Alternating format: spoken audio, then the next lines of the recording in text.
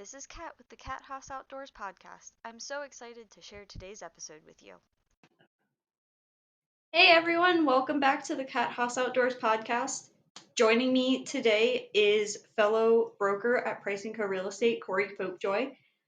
So Corey has a very long history with the military.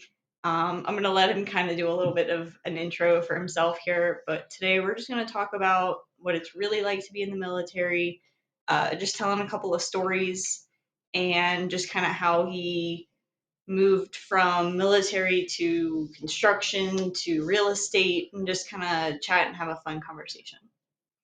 Hey everyone, Corey. Yeah, I've only done like 2 of these, so it might be messed up on my end. But I'll be straightforward with you. I'll let Kat take it and kick it off, and she can start asking me questions, and hopefully I don't offend anyone too much. So why don't you tell us a little bit about your military history? Originally started in middle school time frame. I went to Missouri Military Academy for a little bit, and that got my fascination up and going. Then went through high school, left high school, graduated early, went to college, and that was not what I enjoyed with my life. I went through UTI's diesel program, attempted to go to ASU, that did not work out well, and then came back to Colorado and started working as a apprentice electrician down in a great town called Walsenburg, Colorado. And yeah, did that for a while, came back up to Denver, started a flooring company, doing really well. Economy collapsed, and got all my guys jobs and waited till the time was right. Went in, was supposed to originally go into the Marine Corps under an 0621 contract, and we're having a Memorial Day party. Buddy there decided it'd be a great idea to take a high pressure BB gun, shot me in the face with it, went through my cheek, back in behind my jawbone, hit the base of my skull, came back, ruptured a bunch of stuff, tore a bunch of things, and went to the hospital. I called my recruiter from the hospital and my face was swelling, and I'm like, hey, this happened. He's like, well, you can't go into the Marine Corps. And I'm like, no, well, all right. Healed up for about 6 weeks, went into an Army recruiter, talked to them, and that's when they sold me on going in as a chemical soldier. Right? Which, there are some pros to the MOS, which is a 74 Delta. There's also some massive cons. Biggest pro was kind of my career and path, that being a little bit older, performing, I was able to go into directly under the soft world. And that was a huge blessing. Took off, first full-time duty station was over with the 10th Group and 1st Battalion in Stuttgart. Great guys, lots of fun. Despite the crippling MOS, they sent me through some incredible schools, took really good care of me, and allowed me to go to more weapon schools than a lot of the 18 Bravo guys got to go to. And they put a lot of faith in me. Did 2 deployments with them, had a blast, and then went to 7th Group. Spent some time down there. I got hurt pretty bad. I got a parasitic infection that messed me up, then I got hurt really bad. And it kind of curtailed me from going where I wanted to, so had a medical retirement. And that's kind of a brief synopsis of my time. There's a lot to fill in between those gaps, but that's kind of a brief just run through of it. Yeah. One of the questions you'd asked me specifically was like people thinking about going into the Army or going into the military in general. Yeah, people that are thinking about going to the military, the recruiters don't tell you everything. I remember when Wes was talking to his recruiter, They were saying, oh, you're going to get to go to the range every day and you get to shoot all the time. And he was so excited about that. And they spent like 2 days on the range, and it was all like you were there all day. Yeah. But you only shot for like maybe half an hour. Yep. Sitting there all day long. Yep. So they tell you a lot of what you want to hear. Yes. It's not until you talk to somebody that was in that you hear the other side of things. And it's such a a thing that people don't know, and it's such a play on the image of the military in general. You have your conventional military, which every branch has their conventional side.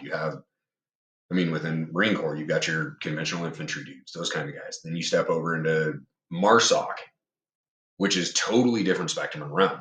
Mm-hmm. And then the Navy, you have your Navy guys, and then you step over into your boat teams, your SEALs, even your CV dudes, who I respect more than a lot of other people. Then you step over into the Air Force. You've got your regular Air Force, you got your pilots, your TAC-Ps, your PJs.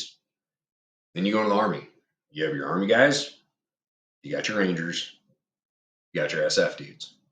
Then you have a couple of other areas that we don't really talk about a bunch because we kind of want to keep that quiet, but they fall into the intel fields. They fall into signals. And that goes for every branch. They have their own divisions within. Yeah. The unfortunate part is a lot of the recruiters that come out they're conventional military. Mm-hmm. So they know the conventional background.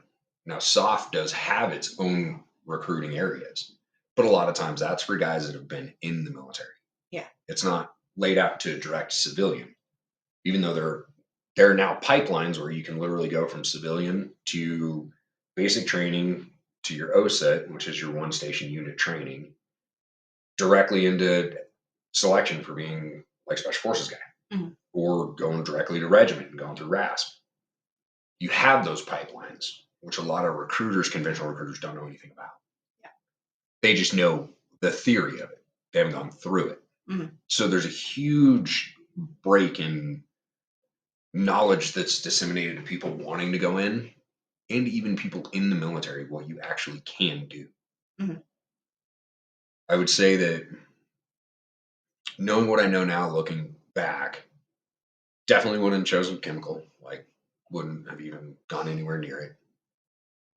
But it's not to say it's bad MOS overall, because you can go work with DITRA under the Defense Agency, and you can do tons of cool stuff with DITRA. That is kind of the upper echelon of where you can be. You could go be, CAG support. They do run some chemical guys, but your odds of getting there is slim to none. Go get a tab, go get a Ranger tab. Then you have the chance of going. So you have to be kind of the very top echelon of the chemical world in the SOF community. Outside of the SOF community, in the conventional army, or which is what I know, you tend to be helping out supply. You're an armor, or you're basically just doing details nobody wants to do. Mm-hmm.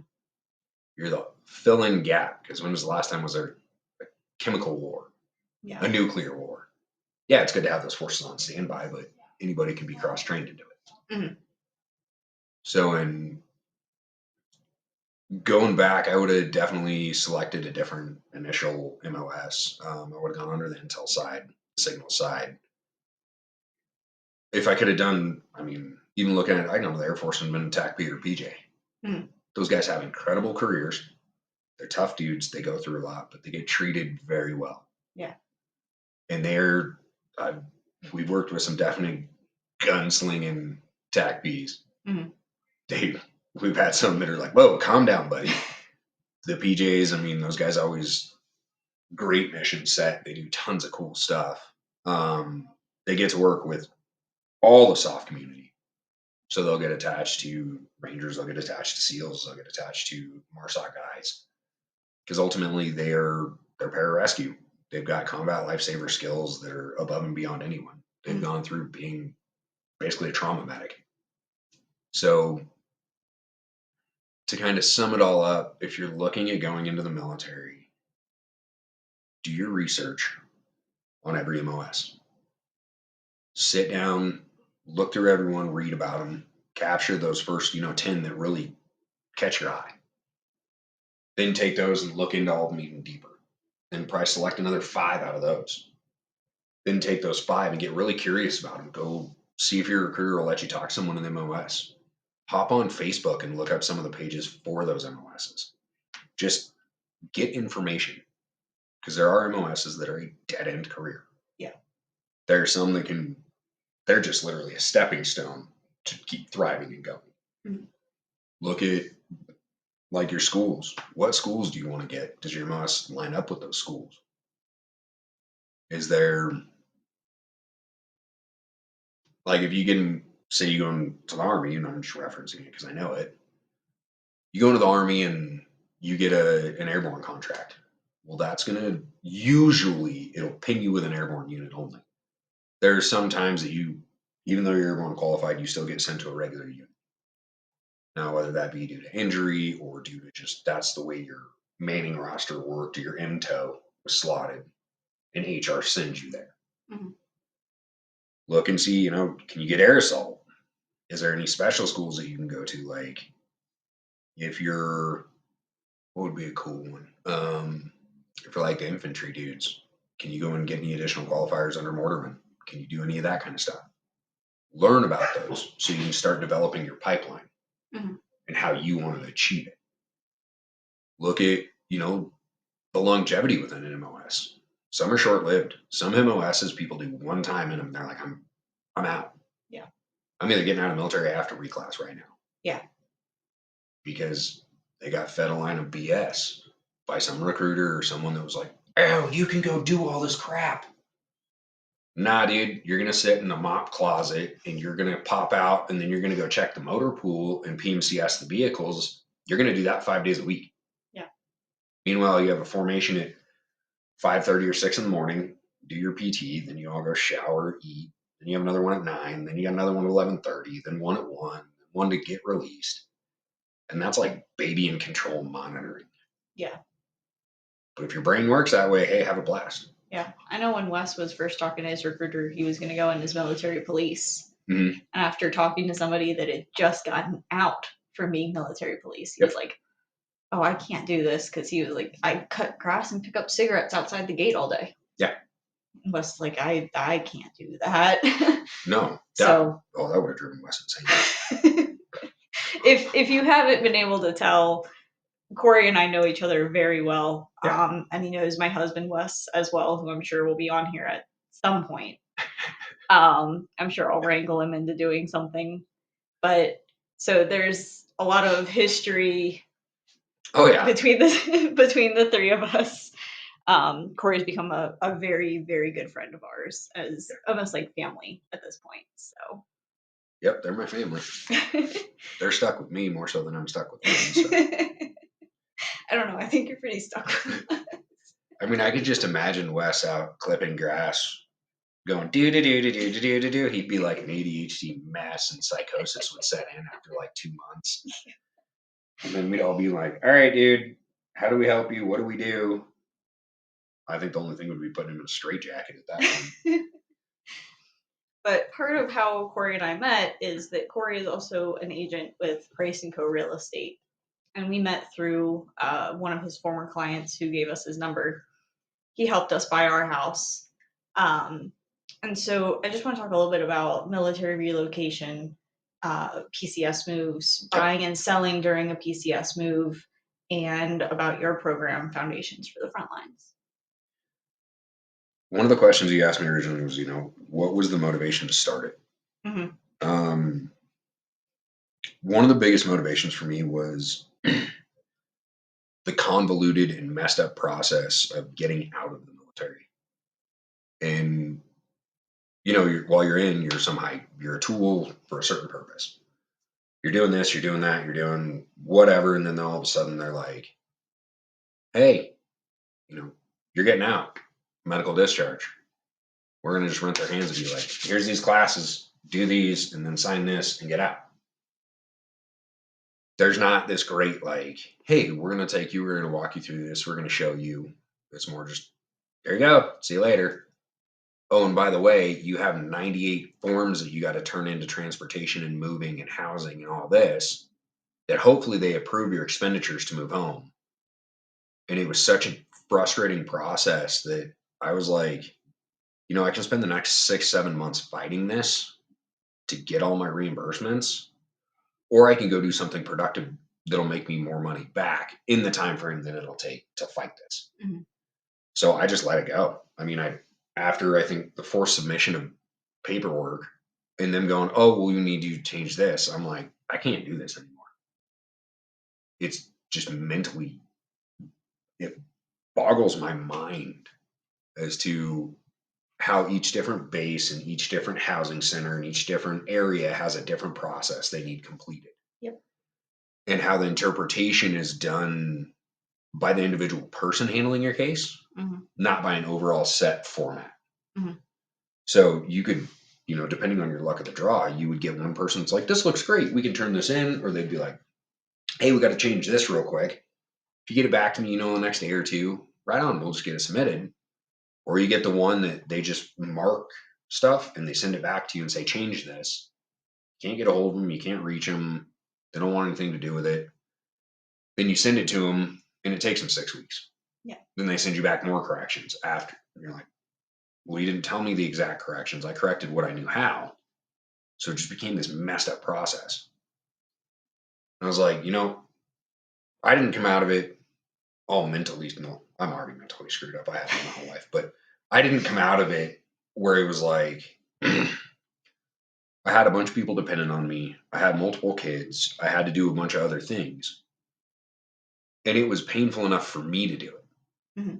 But to come out, somebody getting out that is going to be financially struggling, they're going to be going through a hard time and have to deal with this process. I was like, what can we do to help, your PCS move become easier? To sit down and go, hey, we have someone taking off from 7th group down in Florida, and they're coming up here to Carson because they're going to do some time working with the mountain team, or they're coming to do their staff time. How can we make it easier? Hey, here's the location for Eglin housing. Here's the location, at group, what you need to do at 7th group. Okay, here's the location at Fort Carson for housing. Here's the location, at 10th group, who you need to turn paperwork into. Trying to simplify that process, and then also the loan process. Because a lot of times it's, it's a wife or sometimes a husband at home who's having to handle all the paperwork while their partner's trying to out process. And so you have already 2 cogs in the wheel that are separated, because one's figuring out during the day while the other one's out processing, going through all the stuff. Well, a lot of times it's just left in the task of the partner that's not out processing or not in the military. Exactly. So then it's super confusing. Hey, I got to deal with all these military entities. Now I got to go get all these documents to get a loan. Why can't we come in and simplify that for them? Why can't we turn around and go, hey, here's some of the stuff you need. Here's how we're going to get your VA eligibility. We'll help you do it. We can sit down, send a letter out, or we'll help you go through online and how you can just get it off e-benefits. Take that. Now we have your certificate of eligibility. Now we just take your pay stubs, take your pay statements, put it in, submit it to the lender, have the lender look at it, get you an approval. Hey, here's what you approved for. While they're doing that, we have this checklist of items for you to put together. Hey, take a minute, go through it. It's a really clean and clear and concise checklist. It's not, hey, you need to get form 7A to work on 7B that goes to 8D that comes back to 9A that goes to 7C, and you're like, what? And they all go to different people. Yes. And everyone goes to someone else. Yes. It's like, oh God. Because the person you turn it into may not be the person reviewing it. Right. And then God forbid you turn it into someone and they're on vacation and they need to get it reviewed, and that person's on vacation because,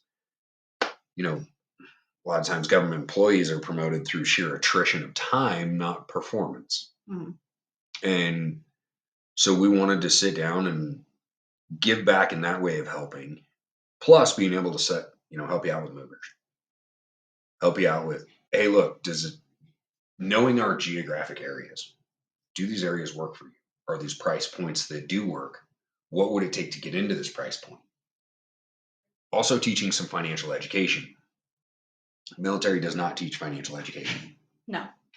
They teach commanders that, hey, go spend this money. If you don't spend it, you're not getting it next quarter. What? Yeah, you better spend it and request more. They don't teach a financial education. No. They teach how to waste money.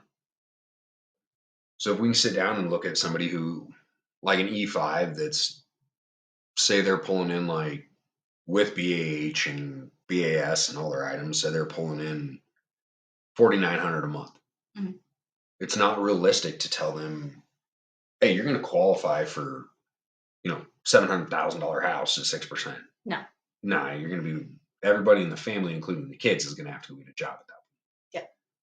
It's sitting down going, hey, look, we can qualify you at a safe amount, 22 to 2,400 a month, with a little bit of income coming from somewhere else. Mhm. If you don't have anything coming from somewhere else, we'll sit down and work with you. Realistically, a smart play would be no more than 1,800 a month, Mhm. or you're potentially putting your family in jeopardy. Yeah. Trying to keep you, that roughly around that 30% threshold. And even that can be way too much with the price of cars now, with the price of everything. That's the truth. Yeah. And that's where we take a minute and we look at their whole financial picture Mhm. and go, hey, we want to help you get into a situation where you're investing in your future, where you buy a house that's not at the maximum possible and potential value that it could be, because you're coming in with a VA loan. So, yeah, you're putting 0% down, but your payment's going to be higher. Mhm. We also got to look and go, do you have to pay the funding fee? Mhm. There's certain criteria that eliminate paying the funding fee. Okay. VA disability is one of them. Yep. If you have any amount of VA disability, you do not have to pay a funding fee. There's VA disability in it. There's, third time of use. Mhm. There's what else? There's extraneous circumstances outside of the home that can cause them to alleviate you having to pay it, which at another point, we can go into more specifics on it. Yeah, absolutely. And taking that whole picture and putting it together and saying, does this E5 who's got a partner and a child, is it smart for us to sit down and go, hey, yeah, we can get you this house at $2,900 a month? Is that smart? No. No. You're setting them up for failure. You're setting them up to be house poor. Yeah. Well, they're going to be house rich and life poor. And that's not a fun place. That causes more stress on the family. It does, yeah.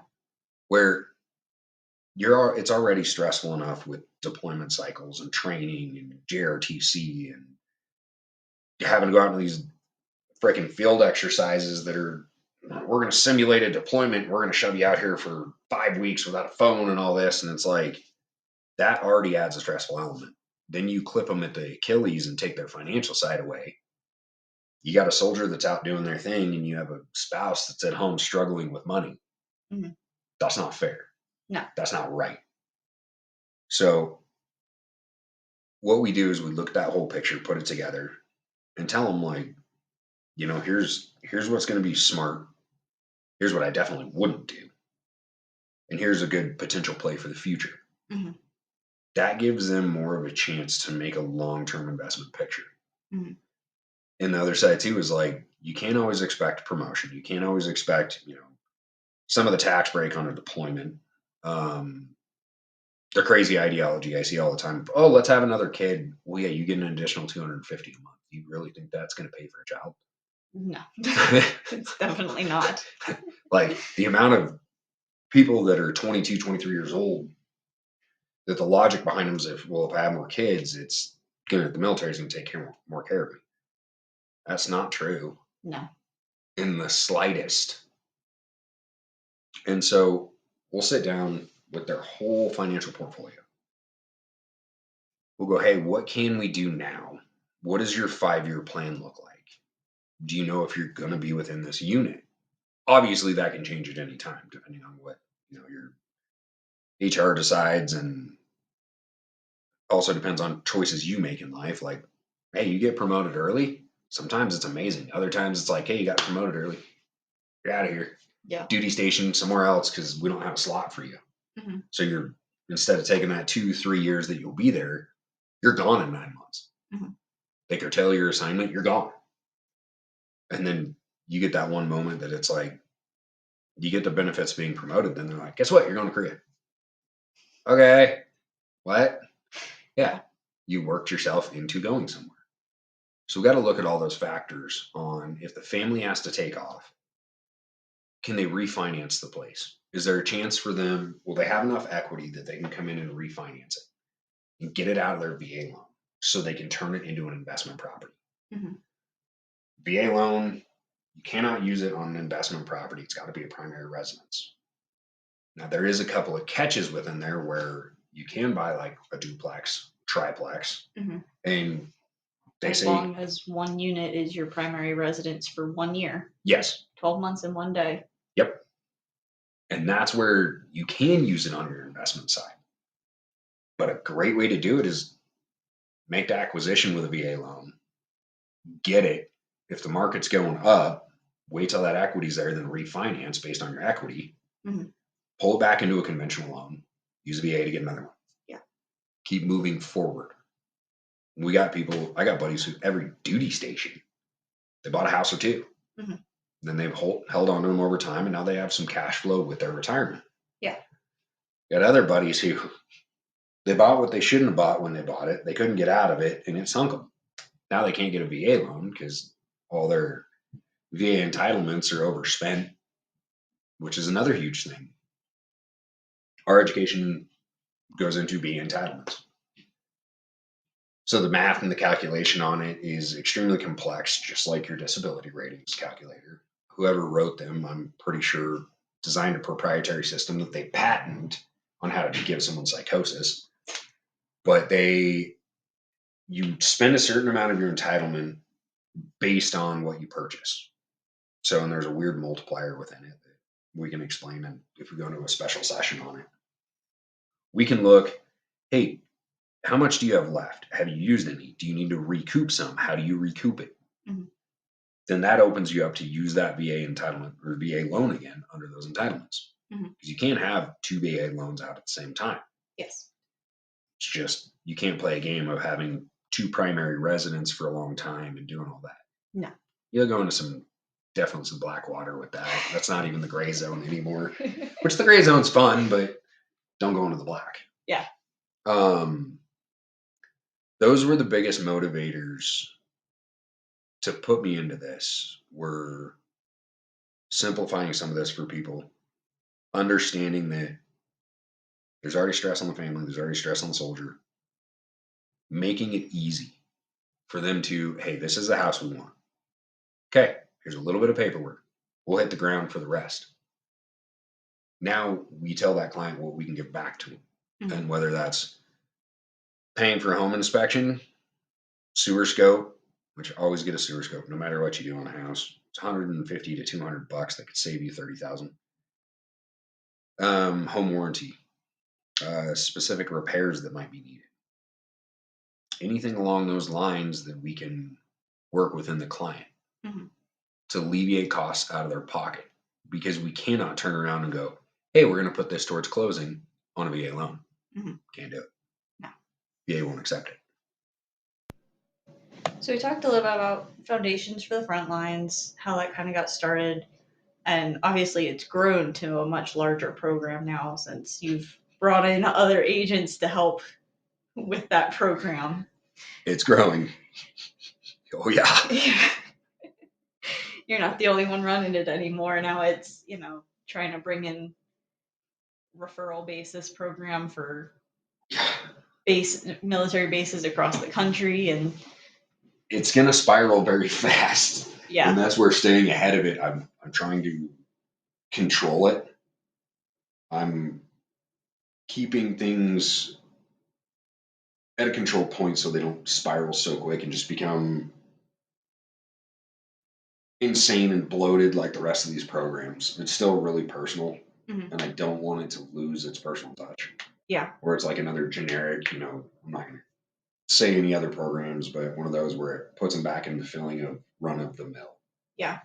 Our clients are not numbers. No. I would shut the whole thing down if it ever became that. Yeah. I'd literally just, light the torches and burn it all. Yeah. Because we're doing this to help out these people. Not, oh yeah, mass volume, screw that. There's plenty of brokerages out there that can do mass volume crap. Yeah. And one of the other areas that it does touch on is, we have a military side of it. We have a whole law enforcement side of it. We have an entire firefighter side of it. And I brought in the linemen, not football linemen.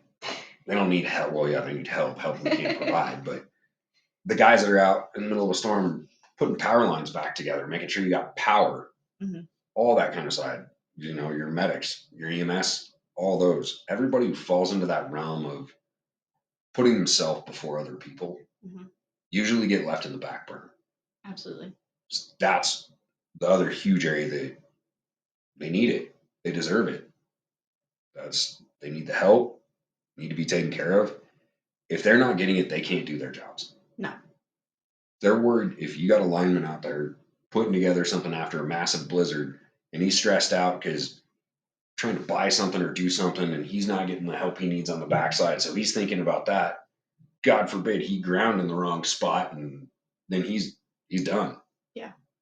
And if you make it through that, life's not the same. No. So don't need to be worried about that stuff. No. And if that's one thing that we can alleviate is some of the stress. Yeah. And some of the unknowns by being there to answer questions at 10 o'clock at night. Yep. Then that's what we do. But our clients are not numbers. We get to know them. We know their story. We know what they do. We know their interests. Yep. They're humans. Yeah. They're people. They're a part of life. Yeah. And that's being able to provide them with great team on the insurance side, great team on the finance side, moving companies, just small, hey, here's what you do in your first steps of home ownership. Yep. Here's what you do in your first steps of looking for investments. Making that simple for them so they can do their job. That's all that matters. Yeah. I mean, there have been times where I've gotten texts 2 weeks after moving in. They've never cooked on a gas stove before. Yep. And so I get a text that night. They're like, we can smell gas upstairs. Is that normal? Yep. I was like, are you cooking something? You're like, yeah, we're making food for the first time. Yeah. Because they were so busy with moving in and everything, they just kind of kept it very simple. And I was like, oh yeah, no, that's pretty normal. When you have a gas oven, and sometimes that smell kind of can. It can pop up for a second. Yeah.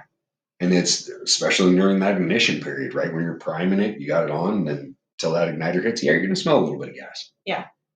And it's also knowing that, when you get your home inspection, hey, you got a gas range. Let's make sure that your range hood is vented outside, not circulating back inside of your house. So then it's throwing not only the smell of what you're cooking back into the house, but the gas. Yeah. It's having the education to do that, to protect these people that don't a lot of times have the time to go look at that kind of stuff. I mean, there have been times where we've sold people houses that they were literally getting in, like driving here. Yeah. On moving day. Like on closing day, they were still arriving to the state of Colorado. And it's like, hey, I'm the kind of person that would do that. A lot of people won't. But I understand it. Got to get there. It's a place to live for a lot of people. It's not a home. It's a transition. Yeah. Or they've got the moving truck sitting outside at the closing table as the sellers. Signing as a seller, literally getting ready to get in the truck and drive to wherever it is they're heading. Yep. And there's, we come to that. The people while they're doing stuff, they're moving, they're just looking for a place to lay their heads for a while. Then you have others that every time they move, they got to find the perfect spot. That is their home. So you have to work within those different personality types. Very utilitarian on some, very emotional on others. And it's not every transaction is the same. No. God, no. And a lot of people are like, well, yeah, you guys do a ton of this. It's all similar. Yeah, it's all similar concept. But everything within it is different. Yeah. I've had clients that thought they really wanted, like, not as much of a fixer-upper as we took on, but like cosmetic fixing up. Cosmetic stuff. Maybe they put new flooring in. Maybe they changed the paint color. Maybe they, rearrange kitchen cabinets. Yep.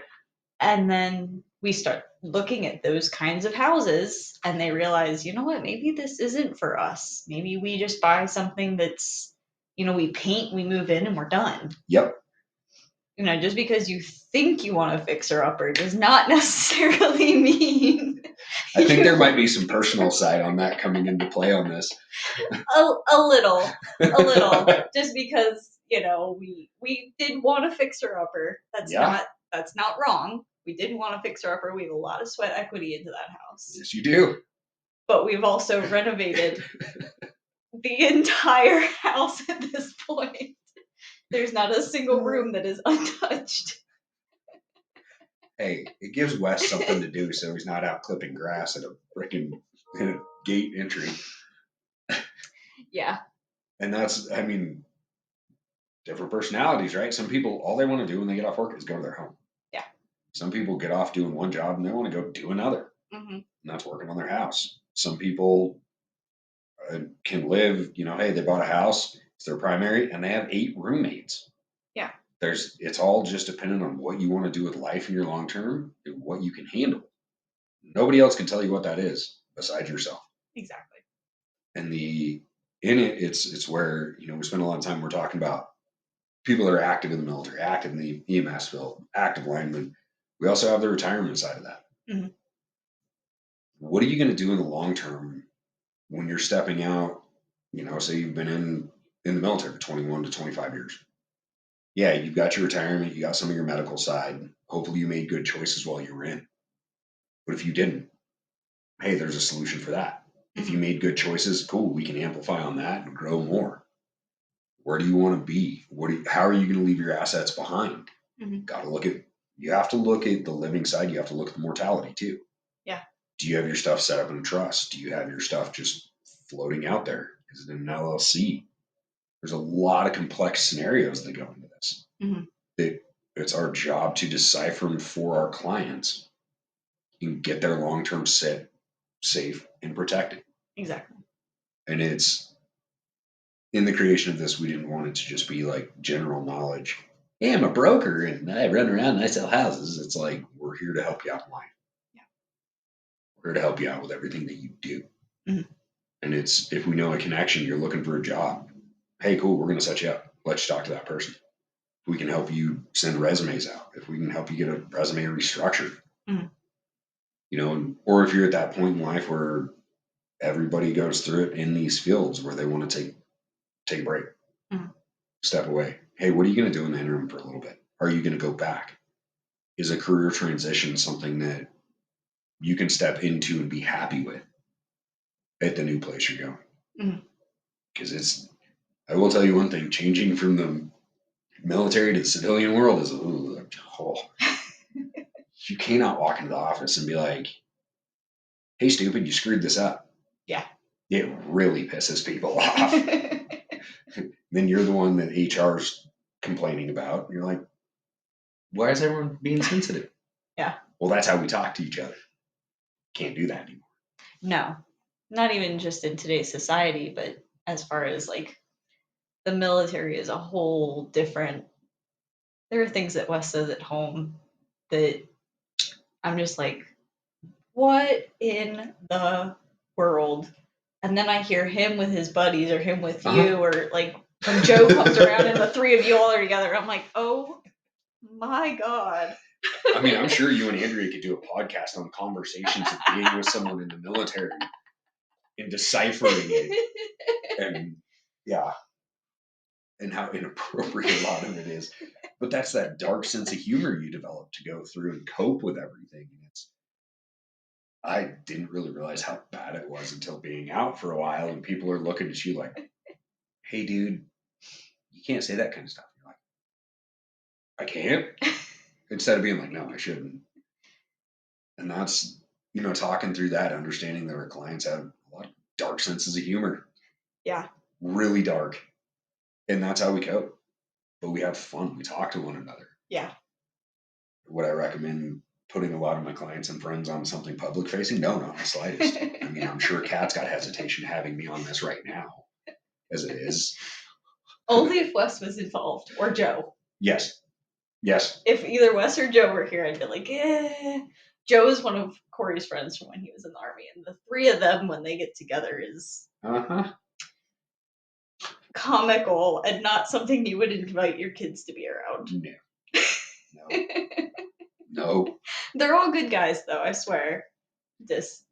We're special. No, and that's, I mean, it's something we have to look at, though. In the grand scheme of everything is personalities as well. Mhm. I believe that people have experience within these worlds working with all of these different areas, we can handle and work with the personalities a lot better in the sense that we understand them. Yeah.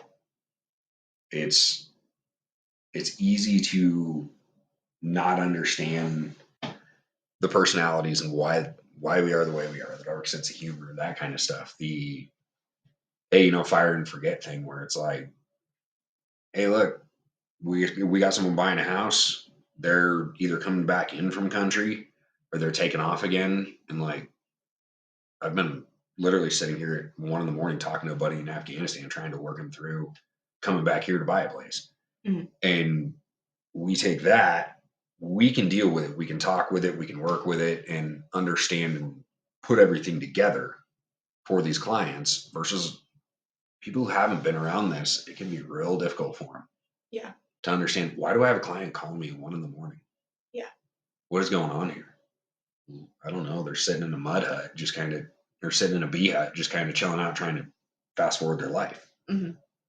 Or, I had one while this blizzard was going on, they're this cold snap or whatever the hell they're calling it now, who he had gotten called to an emergency call, and it was 2 a.m, and his sleep schedule, he was working from freaking 10 p.m. to like 6 or 7 a.m. And that was when he was the most awake. He called me, it woke me up. I get up, go get in front of my computer, start working on stuff for him. Mm-hmm. Because that's when works best for him. Yeah. That's when his brain is the clearest. That's when he has a moment to think about something in between things.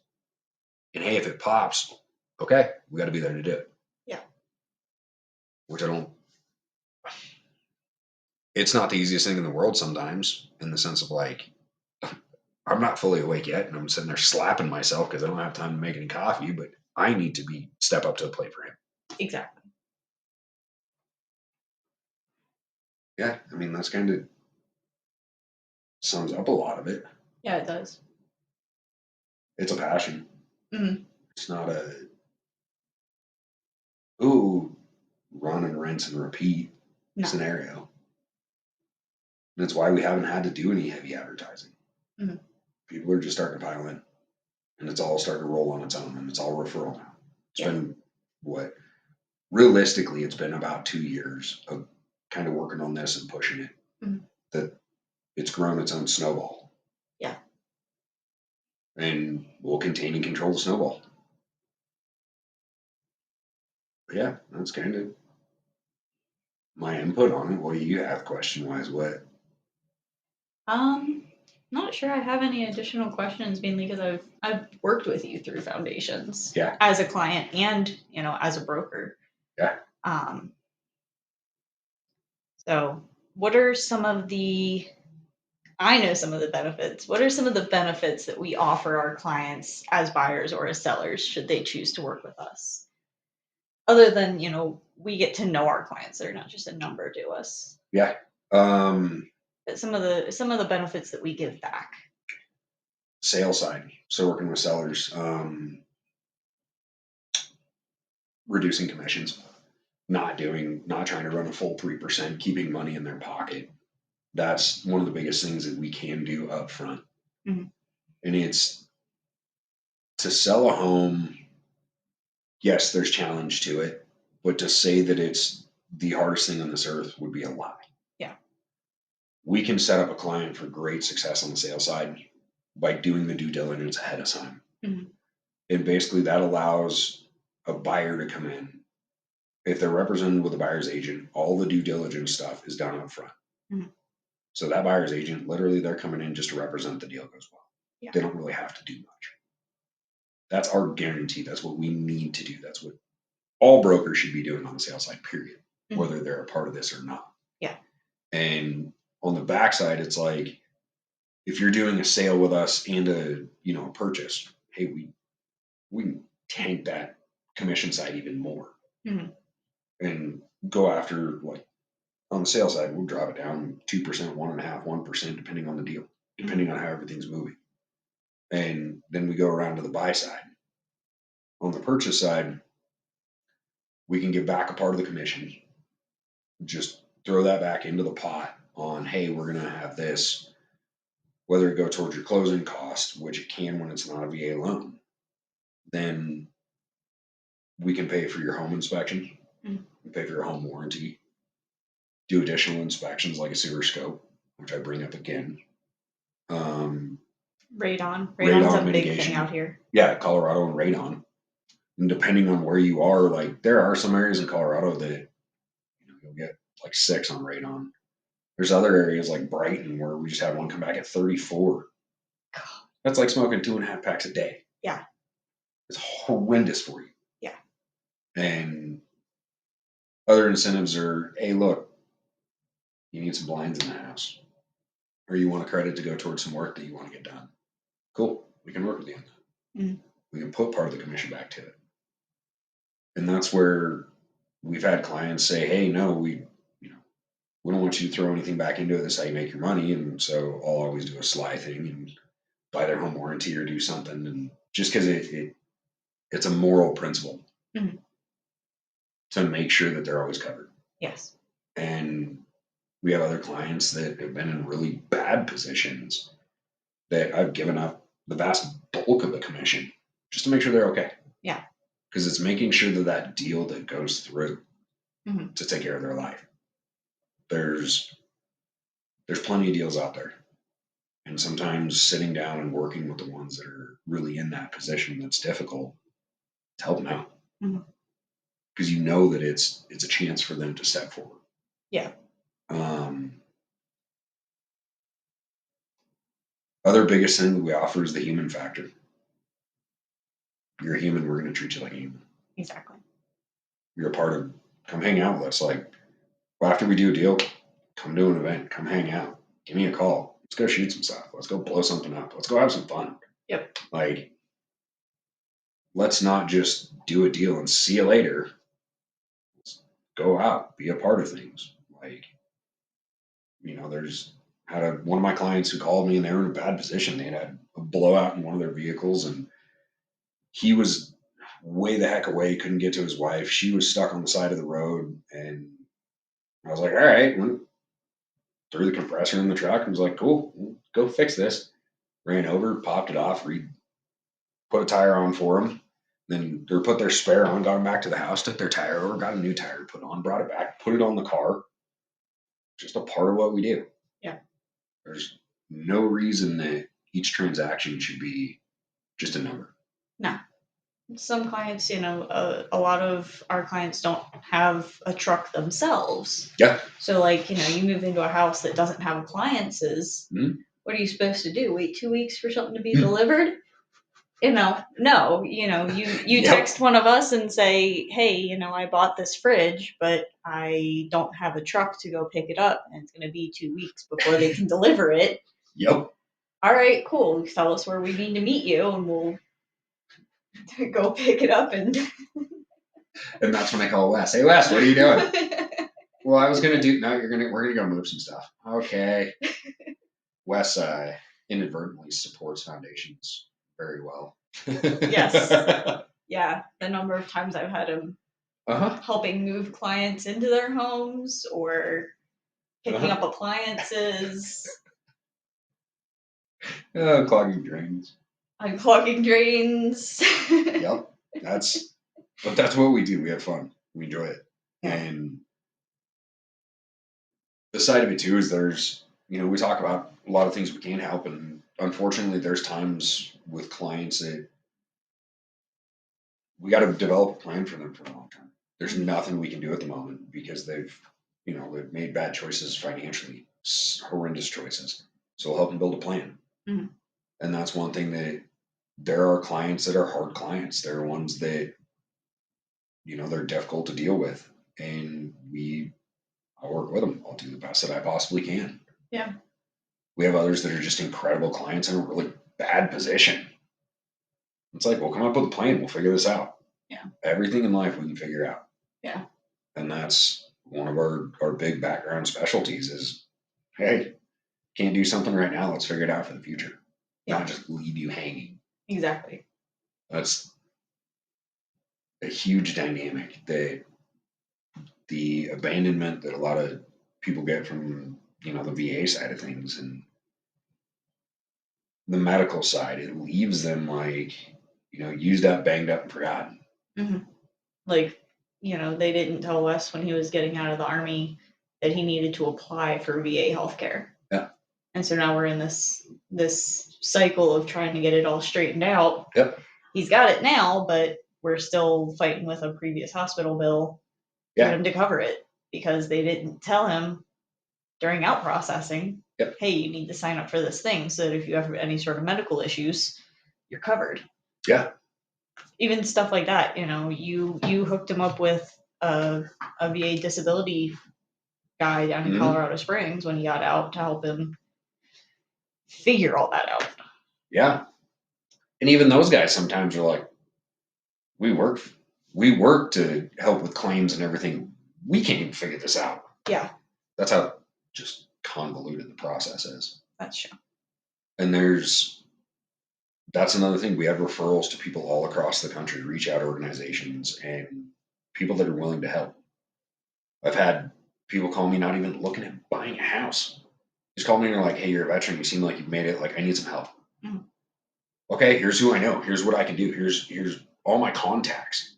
Hopefully this leads you in the right direction. Give me an update. And there's times I won't hear back for a little bit. I'll call them and check on them. Are you doing all right? There's one of our delivery drivers for the excavation company. He pulled up and started talking about, his time in Vietnam and all this and how worked up he was. And I could tell he was struggling. So I got his number. Yeah. I'll call him every other week. Just check on him. See how he's doing. Mm-hmm. See if he's all right. Yeah. And it's the small things that help these people. It is. Because for the ones of us that have gone through the hell and came out on the other side, like, it's our turn to reach back down to the pit and pull some people out. Exactly. And have some fun doing it. Yeah. And hopefully this podcast goes well and sends it into more of a chance for you to go out and interview some of these people and the programs they have and what they do and kind of get some more word out there on things that help. Mm-hmm. That's not motivated by, hey, you got to pay us to do this. Hey, here you go. Yeah. Here's your stuff. And if you're a struggling veteran and you don't know where to turn, please reach out to us. We'll help you in any way we can, as far as if you need help applying for disability, if you need help figuring out claims processes, if you need help, if you're upside down on a VA loan and you just need help getting out from under it, we can try to sit down and come up with a plan. Yep.